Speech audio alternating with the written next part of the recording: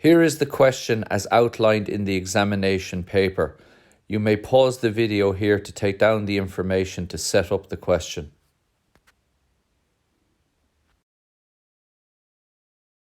Taking a look at question B-3 from the 2019 Higher Level Design and Communication Graphics paper. And the question states, the image on the right shows the entrance structure to the Pilo Hotel in County Meath. It comprises a series of planar glass surfaces. Figure B-3 shows the plan and elevation of two of the surfaces A and B. The surfaces are identical and the plan is constructed on a square grid as shown. Draw the plan and elevation of the intersecting planes A and B. Determine the dihedral angle between the planes A and B. Project an auxiliary elevation of plane A on the x1, y1 line. Hence determine and indicate in degrees the inclination of plane A to the horizontal plane.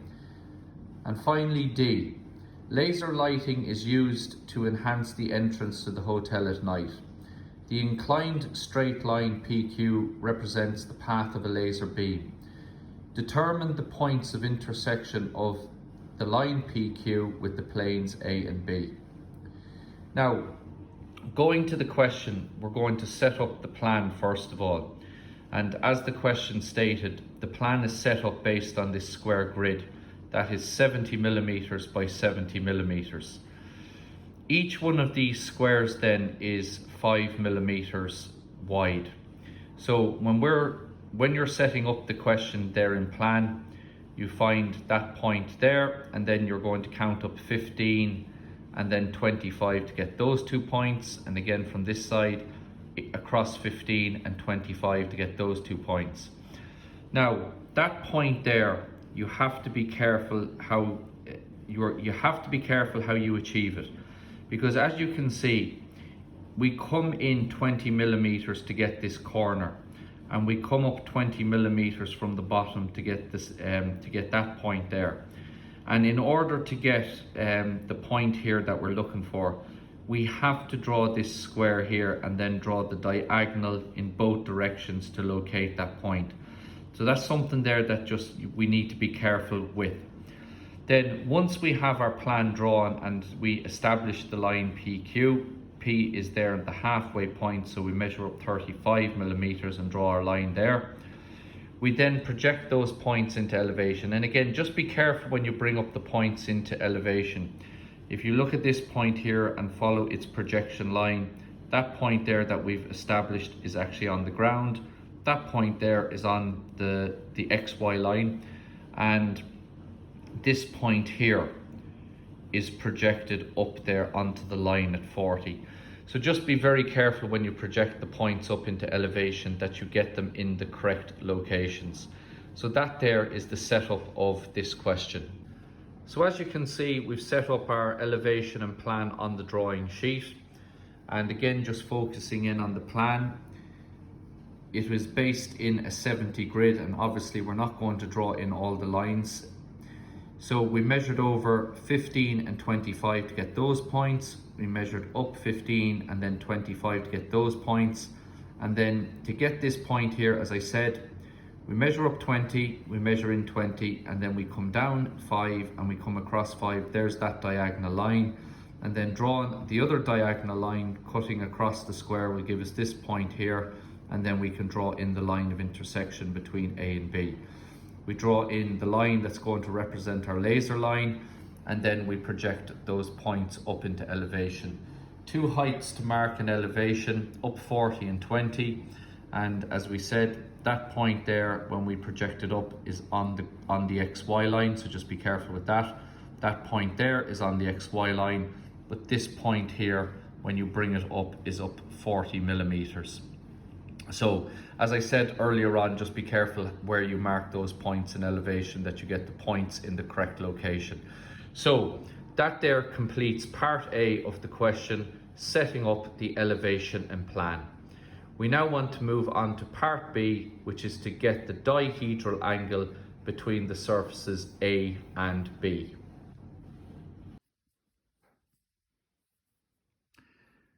So moving on to the next part of the question, which is to determine the dihedral angle between surfaces A and B. Now, A is a planar surface, which means it is a flat surface, and the same is true of B. And the line where A and B meet is this line here, which I'm going to label 1, 2. Now, the dihedral angle is a view where we see A as a straight line and we see B as a straight line. In other words, we have an edge view of both planes. And where those planes intersect then will give us the dihedral angle, which is the true angle between A and B. Now, to do this, identifying the points is going to be very useful to us later on, because we have to track the points as we go through the views. So by indexing the points in plan and elevation will help us to keep track of the points as we go into the different auxiliary views that we need to use in order to solve this question. So in relation to that, I'm going to label the line of intersection 1, 2. The other additional points on surface B, I'm going to label 3 and 4, and the other points on surface A, I'm going to label 5 and 6. Now, looking at this arrangement here in plan and identifying where the points are, we know that 1 is up 60 millimeters. We know that 2 is on the XY line, it's on the horizontal plane. As is 5 and 4, they are also on the horizontal plane, and 3 and 6 are up 40 millimeters. So when we move up into elevation, we index point number 1 up 60, we index 2 here on the horizontal plane, brought up from plan. So 2 is brought up from plan there onto the horizontal plane. 4 and 5 are also going to be on the horizontal plane, or the XY line, and then 3 and 6 are going to be up 40 millimeters. So we index all of the points in elevation as we have in plan. Now, once we have our points indexed, the line of intersection is key to solving the dihedral angle question. And there are two things that we have to do in relation to achieving the dihedral angle. The first thing is we have to get the true length of the line of intersection. Once we have the true length of the line of intersection, then we look along this true length, because when we look along it, that means we are looking down along that line, which is the line where B and A meet. And if we look down along that true length, it will give us the dihedral angle between A and B, because we will see B and A as straight lines, and then you see the true angle between them. So to achieve this, the first part of the question is we have to get the true length of the line of intersection. So as stated, the line 1, 2 is the line where surface B meets surface A. So this is the line of intersection between A and B. It's where they meet. And the first thing we have to do is get the true length of this line. And we do that by projecting off the line at an angle of 90 degrees.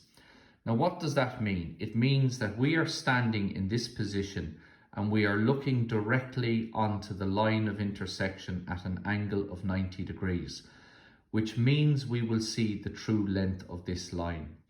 Now, because this line is a diagonal in a square, that means that that line is going to be at an angle of 45 degrees, which means, to make life easy on ourselves, using our 45 degree set square, you can bring up 1 at an angle of 45 degrees, 2, 6 and 3 are going to be on one projection line, and 5 and 4 are going to be on one projection line. And we bring those points up to where we're going to set up our auxiliary view. So we project all these points up here, and then we set up our X2, Y2 line at 90 degrees to the projection lines.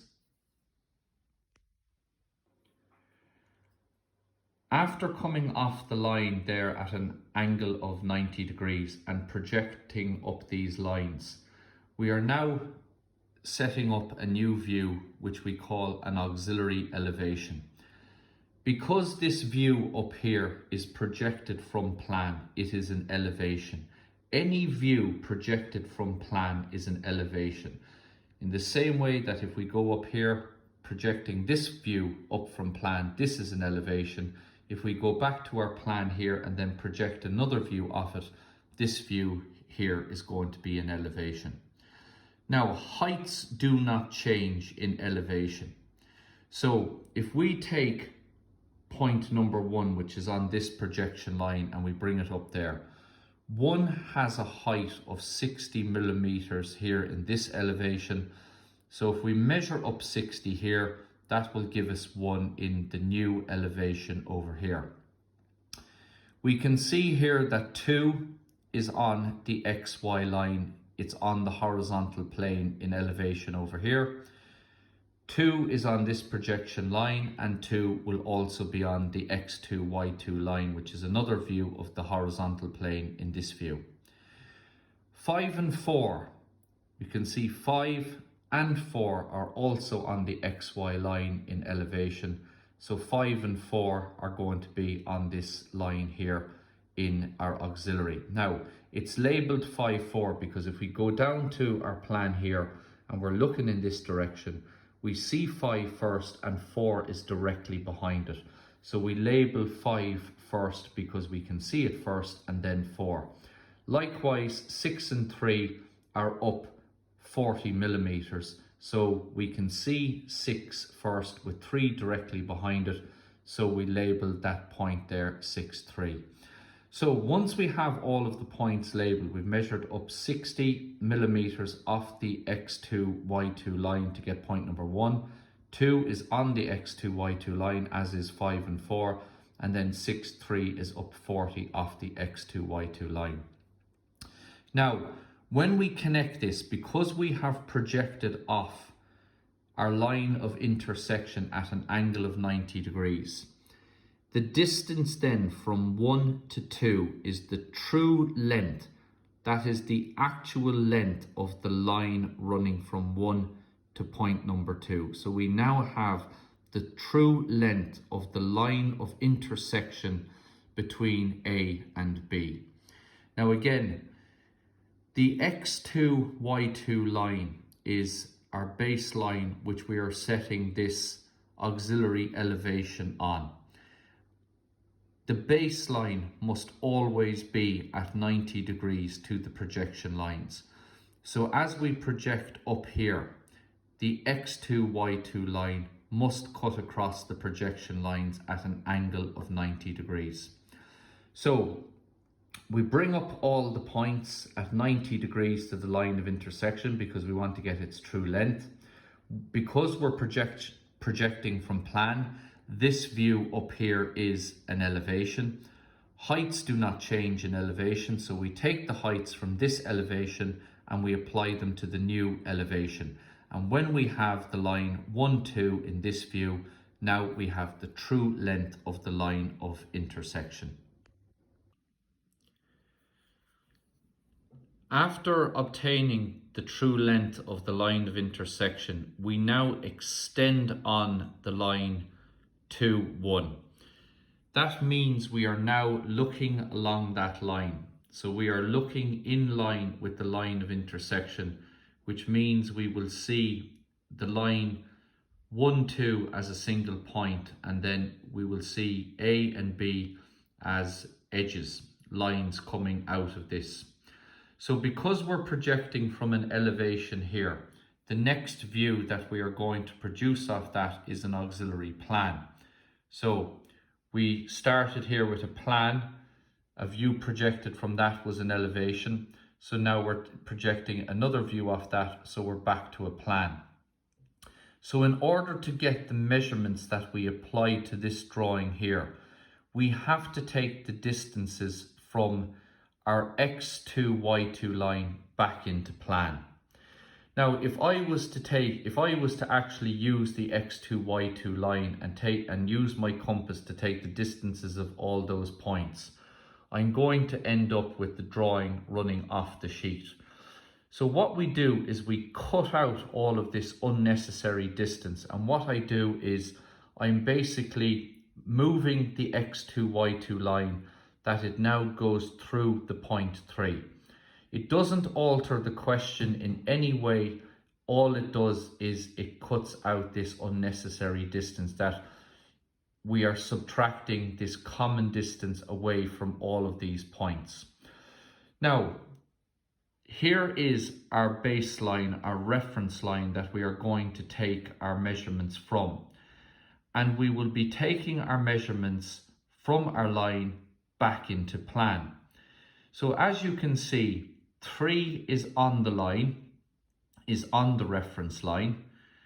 1 and 2, because this line is parallel to the line of intersection, 1 and 2 are the same distance away from that, which is going to be important for the next portion of the question. And we can see then we have this distance out to 4, that distance to 5, and then to 6. So going back up here, as I said, we extend out the line to 1 to represent there that we're looking along that line, and then 5, 4 comes with that, and also 3, 6. I set up now a new XY line at 90 degrees to those projection lines, and this becomes the X3, Y3 line. Now, as you can see down here, 3 is on our reference line. So up here, 3 is on the reference line as well. Looking at point number 4 is that distance there. So if we go down to this view, you can see if you put the point of your compass there and take the distance out to 4, that is the distance that we mark here. Point of the compass on the X3, Y3 line, and then we mark where 4 is. Now, as I said, we want to get 2 and 1 on a common point. That's the whole idea of this question, that 2 and 1 appear to be on a common point. Now, if we go up to this view, because 2 and 1 are on that line, as we project off here, 2 and 1 have to be on this projection line. And because the distance from this reference line back to 2 and back to 1 is the same, when we take that distance on our compass back to 1, that is also going to be the same for 2. So when you put the point of your compass on the X3, Y3 line, 2 and 1 appear to be on the same point. We label that point 2, 1 because again, we are in this position here looking in that direction. So you see 2 first and 1 is behind it. So there is the point. So that line is labeled 2, 1. Then finally, we go back to our plan, and again, we take the distance from our reference line out to 6 and out to 5, and we mark those distances from our reference line out to 5 and 6. Now, when you put your set square against these lines here, 6, 5, 2 and 1, which are all part of plane A, should be in a line. So that there is an edge view of plane A. And then when we put our set square against these lines starting from 3, 4, 2 and 1 are all in a line, and that gives us the edge view of plane B. So once we have the edge view of B and the edge view of A, as those planes come in here to intersect at the line of intersection, now we see the true angle between A and B, and this is what we refer to as the dihedral angle. So it's not complicated. What we have to do here is, first of all, once we get our auxiliary elevation that shows the true length of the line of intersection, we then have to look along that line. Looking along that line will show both planes as edges, but it gives you a point view of where they meet, which is what we want. So looking along that means that we just very, very simply extend on the line of intersection, the true length of the line of intersection, and we bring the other points parallel to that. So 5, 4 and 6, 3.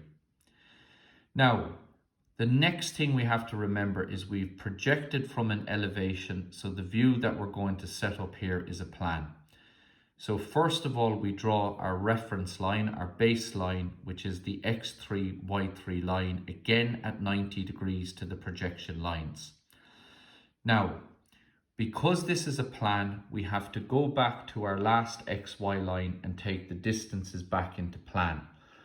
But because we have a whole load of unnecessary space here that we don't really need to take account of, we just move our XY line that it goes through one of the points here. In this particular case, point 3 is the closest. So we set up our baseline going through 3. And then anything on this side of it is taking your distances back into the plan. So we take a distance there back to 4 and back to 5, from 3 back to 6, and then from the line here, all of the distances on this side of the line we take on our compass, and we go up to our new plan up here, and the distance from the baseline to 1, which is also the same to 2, we mark up here in our new auxiliary plan. The distance from the baseline to 4, we mark that distance in our new auxiliary plan. And then finally the distance from the baseline out to 5 and the baseline out to 6, we mark there and there. And as we said, 3 is already going to be on the baseline, so 3 is on the baseline here. Now, you know you're right when, if you have all of these points marked up in this view, when you go to draw the line should pass through all of the points. Now, if you have a point that is wildly out, you are wrong. Now, depending on how accurate you are, you might have a point that's out half a mil or maybe a mil. You go for the best line because what you've done is right. It's just a small bit of an accuracy problem. But you definitely should not have one of the points out by 5 or 25 millimeters. Anything to that degree would indicate that a mistake has been made. So that there completes the dihedral angle. We put in these half arrows there to indicate the dihedral angle. And for that there, I measured back 20 and out 5 millimeters and then join it back to where the dihedral angle is. So to recap on that part of the question, the first thing that we do is we begin in plan. We identify the line of intersection, which is this line here, 1, 2. We project off that at an angle of 90 degrees and we set up an auxiliary elevation that gives you the true length of the line of intersection.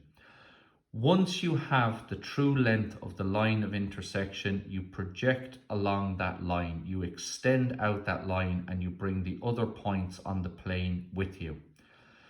We establish a new baseline, and because we're projecting from an elevation, this is going to be an auxiliary plan. So to get the distances that we apply to the plan, we establish our baseline here, our reference line, and then we take our distances back into plan and we apply those distances here. And then, as I said, you should end up with a situation where all the points of each plane, so for example, 1, 2, 3 and 4 are all part of B. So all of those points are on that straight line. That's an edge view of B. And then 2 and 1 and 5 and 6 are all part of A. So they all line up as well. And that gives you the dihedral angle. So that then completes the second part of the question, determining the dihedral angle between A and B. So looking at part C of the question, project an auxiliary elevation of plane A on the x1, y1 line. Hence determine and indicate in degrees the inclination of plane A to the horizontal plane. Now if we go down to the question, we can see that they have extended this line here. They have extended this line, and on the extension of the line, they have set up the x1, y1 line at 90 degrees to that. Now, a couple of things about this. First of all, if we look at this point here, this point projected up into elevation, that is on the XY line. And if we look at this point here, this is also on the XY line. So that means that this line here is running on the horizontal plane. And if it is a horizontal line. Now, a couple of things about that. Because we are looking in this direction along a horizontal line, if you look along a horizontal line on a plane, you will see an edge view of the plane. So when we look at establishing the view up here, we should be expecting, because we're looking along a horizontal line on the plane A, that we will get plane A, the view that we will get on the X1, Y1 line is an edge view of plane A. In other words, we will see plane A as a line. So by extending on the line 2,5 and setting up our X1, Y1 line at 90 degrees to that line, again, we're projecting from plan, so the view up here is going to be an elevation. And in elevation, the X1, Y1 line or the XY line is an edge view of the horizontal plane. Now, what is the question asking us to do? It's asking us to get the true angle between the plane A and the horizontal plane. So the X1, Y1 line is an edge view of the horizontal plane in elevation. And because we're projecting from plan, this view here is going to be an elevation. So we know that 2 and 5 are on the XY line. They're on the horizontal plane. So in this view, 2 and 5 are on the horizontal plane. But we also have 1 and 6, which are part of A. 1 is up 60 and 6 is up 40 millimeters. So moving over here, as we said, heights do not change. We measure up 40 to get 6. We measure up 60 to get 1. And then when we connect those together, because we've looked along a horizontal line, you will have an edge view of the plane A. So there you see plane A as an edge, a line. And because it's coming down to the XY line, which represents the horizontal plane in elevation, we measure then the angle between them and we end up with 77 degrees. So the true angle of inclination between plane A and the horizontal plane is 77 degrees. That completes part C of the question. Finally, part D. Laser lighting is used to enhance the entrance to the hotel at night. The inclined straight line PQ represents the path of a laser beam. Determine the points of intersection of the line PQ with the planes A and B. Okay, moving on to part D of the question, which is asking us, where does this laser beam from Q to P intersect plane A and intersect plane B? That is what we need to find out. As the line QP cuts across the plane A, on 1,6 I mark a point S and on 2,5 I mark a point R. So as this line from Q to P cuts across the plane, I mark a point there, S and R. Now, looking at the drawing, S and R appear to be on PQ, but they're not. They are on the plane A. So when we bring them up into elevation, and we can see that S is on the line 1,6, so S is on 1,6 in elevation. R is on the line 2,5, which is on the horizontal plane, so R is on 2,5 in elevation. And I draw a line then from S to R on the plane A. So from S to R, I draw a line on the plane A. Now we know that SR in elevation is lining up with our line going from Q to P. we know this is true because when we look at our plan, the line on the plane A that runs from S to R is traveling in the same direction as the laser beam Q to P, because we can see that there in plan.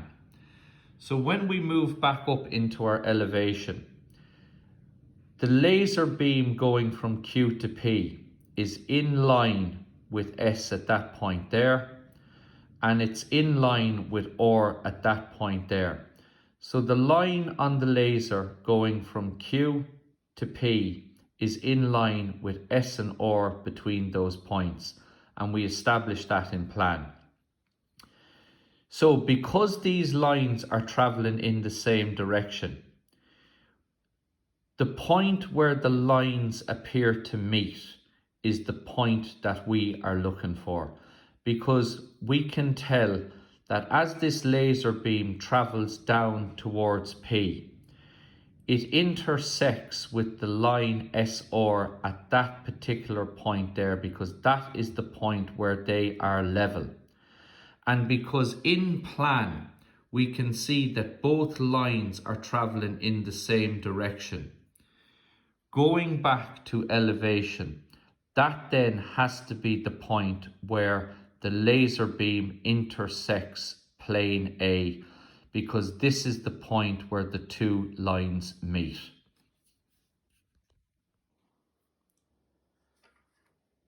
Finally, to find the point at where the laser beam from Q to P intersects B, it's done in a very similar way. The line QP is over B between this point here and this point here.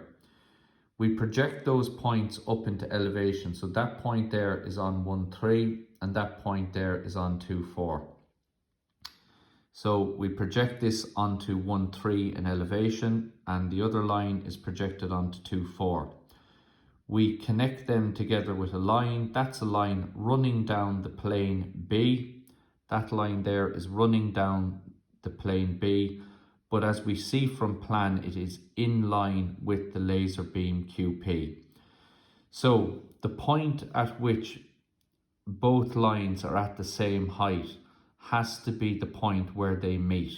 That has to be the point where QP enters into the plane B. How do we know this? Because if we look there in plan, we can see that QP is a line on its own, but we also have a line on the plane B that's directly in line with that.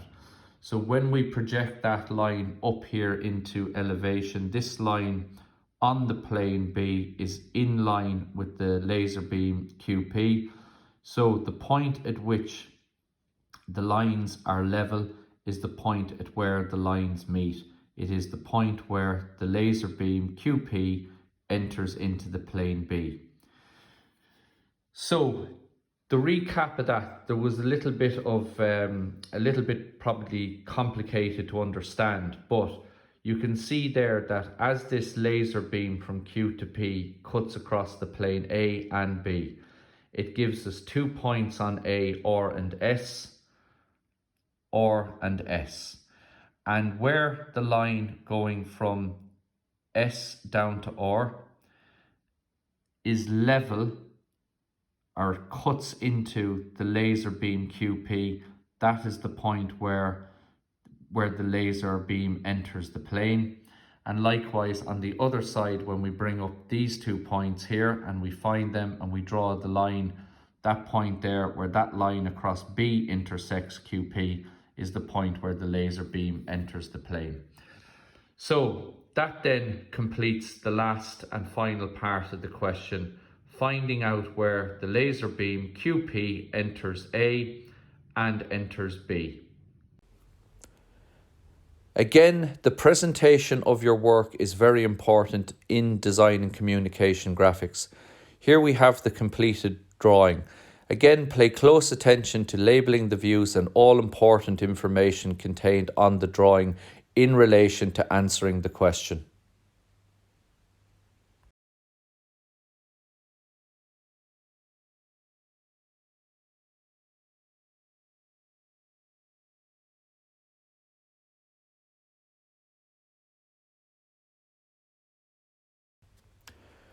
Shown here is the marking scheme for that question as outlined by the State Examinations Commission. It is worth studying this to note how the marks are awarded for each individual component of the question.